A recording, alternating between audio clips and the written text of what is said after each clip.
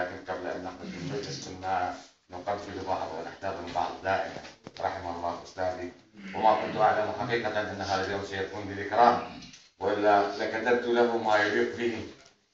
فقط أبيات كتبتها الآن أقول فيها: ارقد بخير أنت يا وهاب، علم وفير ملؤه الآداب. ارقد بخير أنت يا وهاب، علم وفير ملؤه الآداب. قد كنت دوما أبتديك مخالفا، لكن طيبتكم طغت أطناب. قد كنت دوما أبتديك مخالفا، لكن طيبتكم طغت أطناب. كم كنت في كل الأمور مفوها، كم كنت في كل الأمور مفوها، وململما كل الرعى والثاب. كم كنت في كل الأمور مفوها، وململما كل الرعى والثاب. اليوم نذكركم ونذكر فضلكم، اليوم نذكركم ونذكر فضلكم. ندعو الإله ومن إليه جواب. اليوم نذكركم ونذكر فضلكم، ندعو الإله ومن إليه جواب. أن سوف يشفعك الحبيب المصطفى، اللهم صل على سيدنا محمد. أن سوف يشفعك الحبيب المصطفى، فهو الشفيع، فهو الشفيع لكل من قد غابوا. بارك الله فيكم.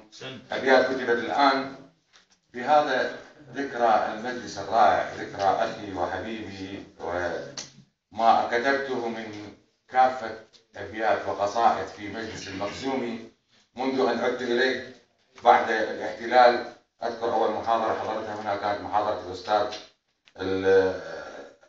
الرائع وزير الثقافة السابق الأستاذ مفيد الجزائري، وكتبت بها حقيقة أبيات كانت كتبت على عجالة وصلحت، وأعجبني أن أذكرها اليوم لأنه تخص مجلس المخزومي بالذات، لأن هذا الأستاذ عادل المخزومي حقيقة ما ممكن أن يوفي الحق، وأنا صغير تجاهه، وأنا أجله كونه يجل أستاذي الأستاذ رشيد العبيدي.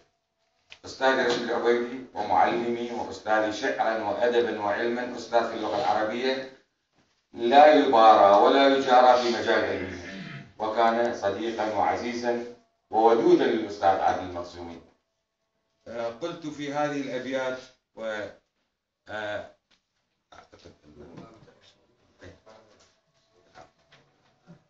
الحقيقة هذه الأبيات فيها توظيف لطيف، أنا أعتقد صوتي مسموع. فيها توظيف لطيف من سورة الإسراء المباركة. سورة الإسراء المباركة فيها ذكر لقدر بني إسرائيل الأول والثاني، وبالتحديد من الآية الرابعة لحد الآية الثامنة. اللي يريد يعرف ماذا جرى للعراق ولماذا ما جرى للعراق ولماذا ما جرى لسوريا فليرجع لسورة الإسراء رجاء. سورة الإسراء فيها قدر العراق. سبحان الله من يقول رب العزة في القدر الثاني: بسم الله الرحمن الرحيم: ليسوءوا وجوهكم وليدخلوا المسجد كما دخلوه أول مرة وليتبروا ما علوا تتبيرا. هنا إشارة عن من دخل المسجد أول مرة، وقد صدقها سيدي وحبيبي الرسول الكريم عندما قال قبل احتلال الأقصى، قال الصحابة الكرام: من يحرر الأقصى يا رسول الله؟ قال: يحررها كتائب من أهل العراق تعقبها عصائب من أهل الشام. شوف اللي يجري بالعراق والشام. سبحان الله. قدر هذا مذكور، وأنا حبيت أن أشير له هنا في هذه الأبيات، أرجوكم أن ما أتجاوز عليكم. قلت فيها: الله أكبر، لا كلام يعلى على كلام الله. سبحان الله. الله أكبر. جاوزت في صخب الحياة كلومي، ونسيت من شوق إليك همومي. جاوزت في صخب الحياة كلومي، ونسيت من شوق إليك همومي. وسعيت أطلب في هواك معارفي، وسعيت أطلب في هواك معارفي، وأزيد من بحر الغرام علومي. وأراك يا امرأة زهت بثقافة، بغداد فيك محبتي ونعيمي. أجمل حب بغداد. وأراك يا امرأة زهت بثقافة، بغداد فيك محبتي ونعيمي. وأظل أبحث عنك بين مجالس حتى التقينا في ثرى المخزوم. وأراك يا امرأة زهت بثقافة، بغداد فيك محبتي ونعيمي، وأظل أبحث عنك بين مجالس حتى التقينا في ترى المخزوم.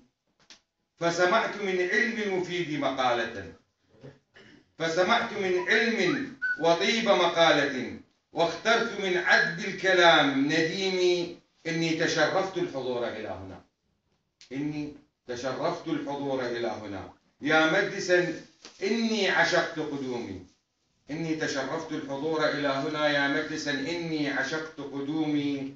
فكبار أهل القوم لموا شملهم، كيف السبيل إلى النور. فكبار أهل القوم لموا شملهم مثل العناقيد ازدهت بكرومي.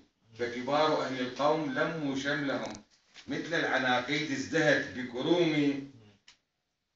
قد كنت يا بغداد مهد حضارة، قد كنت يا بغداد مهد حضارة، كيف السبيل إلى النهوض فقومي.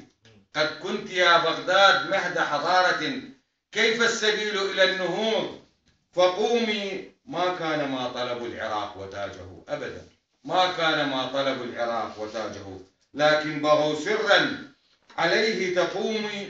من يقرأ الإسراء يعرف أنها، من يقرأ الإسراء يعرف أنها فيها الخلاص، وذاك قول حكيم.